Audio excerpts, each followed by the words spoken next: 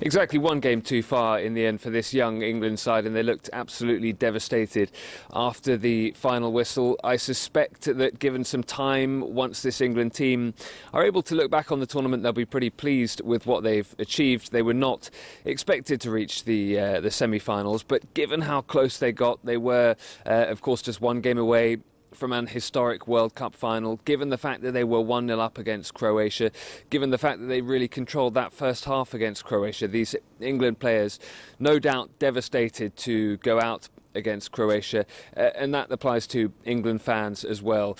Looking back on the game, it's a bit too raw this morning to put too much analysis on it from an England fan's perspective, but I suspect with a bit of time, once those wounds have healed, that most England fans will look back on this tournament and be very, very proud indeed of what this England squad, this young, inexperienced England squad achieved throughout this tournament, going out at the semi-finals. When you look back at 1996, for example, Euro 1996, most England fans have very positive memories of that tournament, despite losing narrowly against Germany in the semi-finals. So give it some time, and England players and fans, I think, will reflect on this as a successful tournament. But yeah, those wounds pretty raw this morning for them. Well, Ollie, what have we heard, if anything, from Gareth Southgate and the boys? Have they had anything to say publicly since this devastation last night?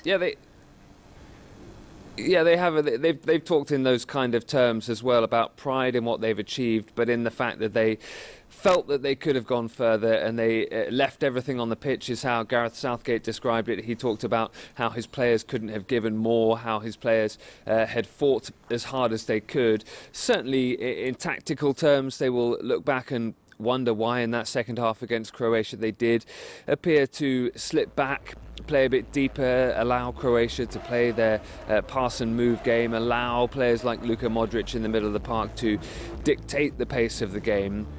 This is an England side who have not only played well on the pitch, but have off the pitch impressed fans and non-fans of football back home here in England. So, you know, I think on and off the pitch, those England players will reflect on this as a positive tournament, but they've been saying to the cameras since that final whistle went how devastated they are not to be in that final on Sunday.